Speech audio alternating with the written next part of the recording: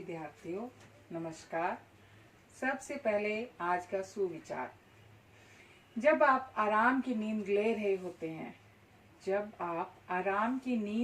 होते हैं, तब कोई मेहनत करता है अपने आप को आपसे बेहतर साबित करने के लिए। एक बार मैं फिर से बताऊंगी आपको इस विचार। जब आप आराम की नींद ले रहे होते हैं, तब कोई मेहनत करता है अपने आप को आपसे बेहतर साबित करने के लिए।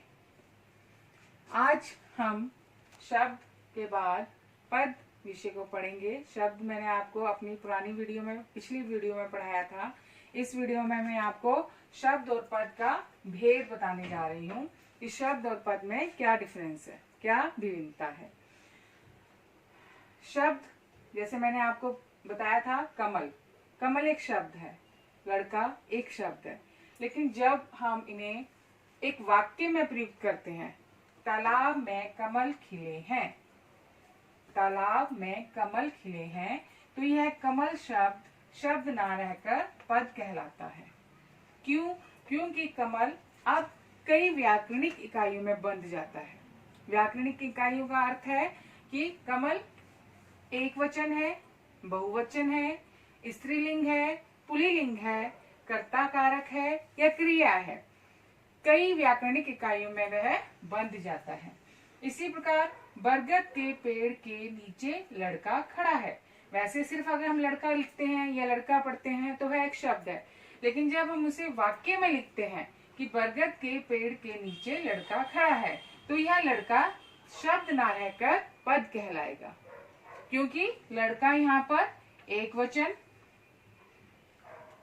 पुल्लिंग, कर्ता कारक इत्यादि व्याकरणिक इकाइयों में बंध जाता है। तो शब्द पद का रूप ले लेते हैं। कमल लड़का जब वाक्य में प्रयोग होते हैं तो वह शब्द ना कहलाकर पद कहलाते हैं। परिभाषा: जब कोई शब्द स्वतंत्र ना रहकर व्याकरण के नियमों में बंध जाता है, तब वह शब्द पद कहलाता है।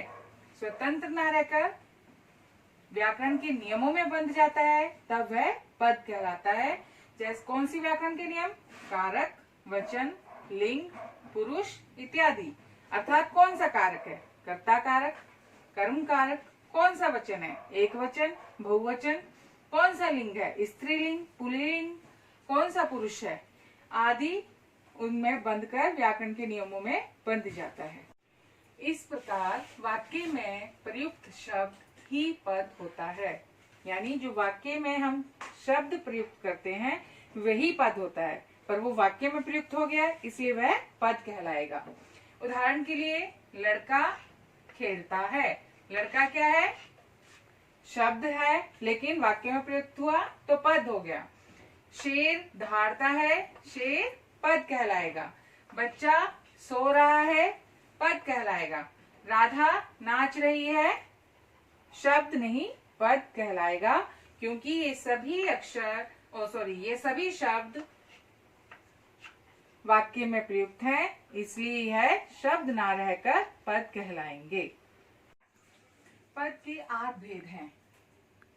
पद परिचय के लिए हमें पद के भेदों का जानना अत्यंत अनिवार्य है, इसलिए ये 8 भेद आपको ध्यान रखने हैं। आप बचपन से करते आए हैं इन्हें, कुछ मुश्किल नहीं है इसमें। आराम से समझेंगे तो सब समझ आ जाएगा। तो पद के 8 भेद हैं। पहला संज्ञा पद, दूसरा सर्वनाम पद, तीसरा विशेषण पद, चौथा क्रिया पद, पांचवा क्रिया विशेषण, छठा संबंध बोधक, सातवां समुच्चय बोधक और आठवां विस्मयादि बोधक। ये 8 भेद हमें पद परिचय के लिए याद करने जरूरी है। संज्ञा, सर्वनाम, ये सब चीजें हम बचपन से आप लोग कर रहे हो और वही चीज दोबारा से है, बस थोड़ा मेहनत की जरूरत है और याद करने की जरूरत है। श्वेतिका विद्यालय जाती है। अब हमारे पास उदाहरण है कि अगर पद परिचय आए पेपर में तो कैसे लिखेंगे। श्वेतिका विद्यालय जाती है, ये आपके पास वाक्य आएगा और श्वेतिका को अंडरलाइन किया गया होगा या रेखांकित किया गया होगा या रंगीन अक्षरों में लिखा होगा। तो इसका हम पद परिचय किस प्रकार देंगे। श्वेतिका क्या है? संज्ञा। ठीक है, सर्वनाम नहीं है ना, श्वेतिका संज्ञा है। तो संज्ञा, कौन सी संज्ञा? व्यक्तिवाचक संज्ञा। तो हम पहला पद परिचय देंगे उसका कि श्वेतिका जो शब्द है, पद है जो, वो है व्यक्तिवाचक संज्ञा। फिर वचन, कौन सा वचन? एक वचन। फिर लिंग, कौन सा लिंग? स्त्रीलिंग। श्वेतिका एक है तो एक वचन हुआ। लिंग लड़की है तो स्त्रीलिंग हुआ। और कारक, श्वेतिका कार्य कर रही है, विद्यालय जा रही है, तो वो कर्ता कारक हुआ। इस प्रकार श्वेतिका शब्द जो है वो पद के रूप में पद परिचय किस प्रकार देगा कि संज्ञा व्यक्तिवाचक संज्ञा है, वचन एक वचन है, लिंग स्त्रीलिंग है और कारक कर्ता कारक है। तो यह श्वेतिका का पद परिचय हुआ। दूसरा उदाहरण हमारे पास है, तने धीरे धीरे हंसता है। तने धीरे धीरे हंसता है। यहाँ पर धीरे धीरे शब्द को रेखांकित किया गया है। धीरे धीरे शब्द का हमने पद परिचय बताना है। तो धीरे धीरे क्या है? क्रिया विशेषण। कौन सा क्रिया विशेषण? रीतिवाचक क्रिया विशेषण। तो ये इसका पद परिचय क्या हुआ? रीतिवाचक क्रिया विशेषण। हंसता है क्रिया की विशेषता बता रहा है, अतः यह रीतिवाचक क्रिया विशेषण हुआ। और धीरे धीरे का पद परिचय हुआ क्रिया विशेषण रीतिवाचक क्रिया विशेषण। तीसरा उदाहरण है हमारे पास, वह क्या खाता है। वह को यहाँ पर रेखांकित किया हुआ है। वह का हमने पद परिचय देना है। तो वह क्या है? संज्ञा है, सर्वनाम है, विशेषण है, क्रिया है, क्या है? तो वह सर्वनाम है। अतः यहाँ हम लिखेंगे कि वह सर्वनाम है। कौन सा सर्वनाम? पुरुषवाचक सर्वनाम। कौन सा सर्वनाम? पुरुषवाचक सर्वनाम। अगर पुरुषवाचक याद नहीं रहता तो आप सर्वनाम भी लिख सकते हैं सिर्फ। फिर ये एक वचन है कि बहुवचन है, स्त्रीलिंग है या पुल्लिंग है? वह क्या खाता है। खाता है से हमें पता चलता है कि वह लड़का है, पुल्लिंग है, तो हम लिखेंगे पुल्लिंग। फिर खाता है, अगर बहुत सारे होते तो होता है खाते, लेकिन यहाँ है खाता, तो यानी ये एक वचन है। तो ये कौन सा वचन हुआ? एक वचन।